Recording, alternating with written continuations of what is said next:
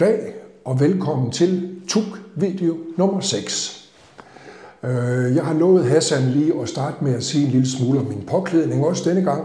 Sidst husker I, havde jeg tørklæde og hue og jakke, og jeg skal komme efter dig på, fordi Lars B. havde forlagt nogle opkrævninger på vandvarmer og hvad det nu ellers hedder, alt sammen. Så vi sad faktisk og småfrøs lidt og måtte derfor tage lidt ekstra tøj på.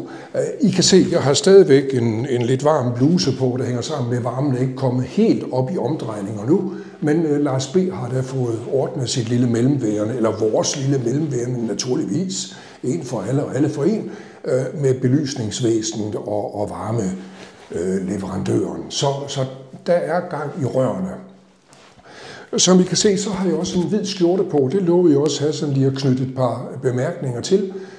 Fordi det er jo ikke så almindeligt, at kunstnere går rundt i en hvid skjorte. Det signalerer ligesom et eller andet med white collar og kontorarbejde og sådan noget. Det er jo så langt fra, hvad vi i 3TUK beskæftiger os med. Men se, den her hvide skjorte, den stammer fra min indiske skrædder Ravi Sharpar i Bangkok.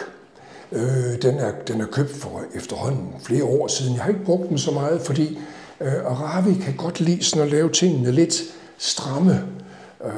Og eftersom jeg har lagt mig en anelse ud visse steder, så passer den ikke helt godt længere. Men på den anden side synes jeg også, det er synd at smide den væk. Også fordi der er så mange, der komplimenterer den for sildebensmønstre. Det kan I ikke rigtig se, nu jeg har den her store vams på, når jeg har den på ude i det offentlige rum til fester og den slags. Så jeg nænder ikke at lave den til klude endnu. Nå, det var om påklædningen, og så, hvad siger du, Hassan? Okay, vi spørgsmål, ja. Det er mest spørgsmål, vi skal sige noget om. Okay, yes. Vi har så modtaget 2 spørgsmål på vores mail, som jeg nok skal bringe her på videoen, så I også kan sende noget, hvis I har lyst. Det ene spørgsmål, jeg må nok heller lige hente papiret for at være sikker på, og citere det rigtigt. Så her har vi det. Det ene spørgsmål kommer fra Marie-Louise.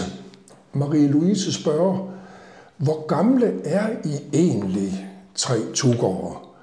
Jeg har en fornemmelse af, at I er ganske unge mennesker.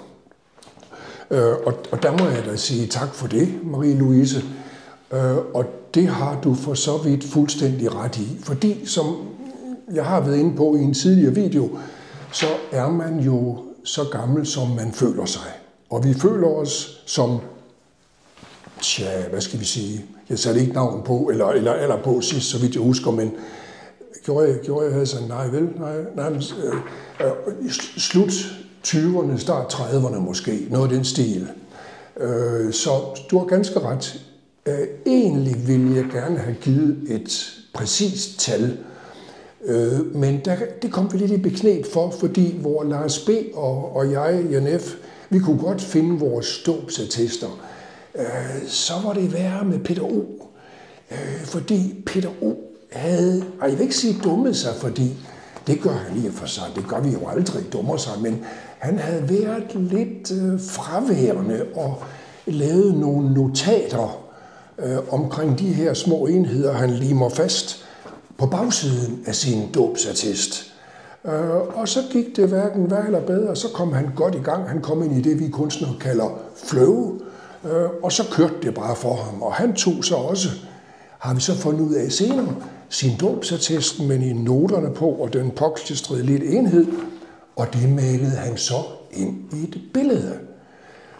Så nu er Peter O's dåbsattest malet ind i et billede, og han kan ikke huske hvilket.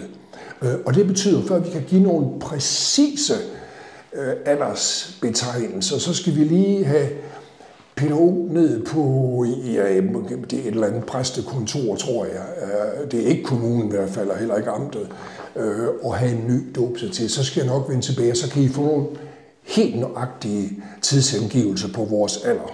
Selvom, som sagt, vi er yngre mennesker, vi føler os unge, og så er vi unge. Så har vi et spørgsmål fra en, der kalder sig Fru Hansen. Fru Hansen skriver, kære 3TUK, er I egentlig en kvartet? Og svar selv.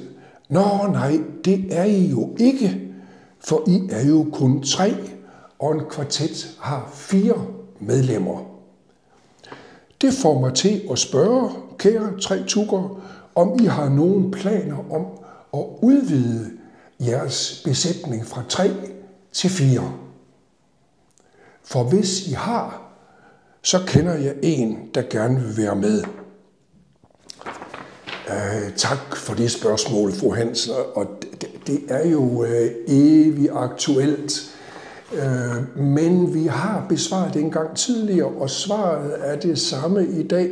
Vi vil bestemt ikke udelukke noget, og du lancerer begrebet en kvartet. Det kan jeg egentlig godt lide. Det lyder faktisk lidt sofistikeret, selvom jeg ved ikke, om man kan sige, at 3 tukker er sofistikeret, men det gjorde vel ikke noget at få sådan en lille duft af det sofistikerede til, og hvad skal vi sige, lægge lidt låg på Peter O's duft, er så meget sagt, men i hvert fald de der stank er for voldsomt, men smålugte, der kommer fra hans værker. Så kvartet, vi kan ikke udelukke det, men lige pt. Har vi det godt med at være 3. Så vi har ingen planer lige nu, så du må hilse din bekendte og sige, at måske en dag. Ja, og det var vel så egentlig det. Hvad siger du, Hassan? Hjemmesiden. Ja.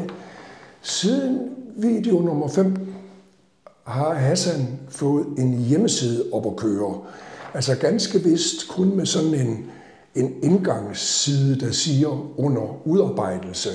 Ja, det vil så sige, du har jo lige, Hassan, besøgt det fiktive månedsmagasin for avantgarde kunst, Heute kein Kunst, og givet en kort forsmag på en artikel derfra, hvor du nævner, Hassan, at 3 tuk er røget op på listen over ukendte kunstnere, hvor vi før befandt os på en 12. plads over verdens mest ukendte kunstnere, er vi blevet mere og mere ukendte og befinder os nu på en 3. plads. Tænk, vi er på en 3. plads over verdens mest ukendte kunstnere. Og vi er kun overgået af på 2. pladsen en kubansk gruppe, der kalder sig No Name, No Shit, No Nothing.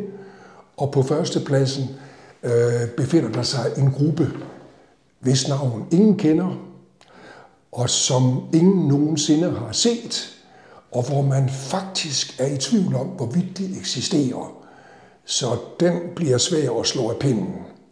Men jeg kan da anbefale jer lige at smutte ind og se Hassans omtale af artiklen, opgørelsen over de 100 mest ukendte kunstnere i verden.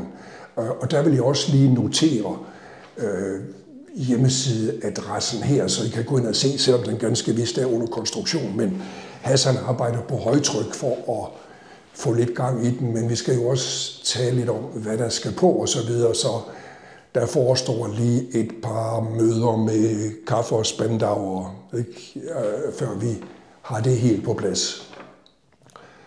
Men gad vidst om ikke det var alt for denne gang. Nu i hvert fald sådan ajour med hensyn til det aller sidste. Så jeg vil bare huske at sige, yes, Hassan, tak fordi I lyttede med, og vi ses en anden gang. Tak.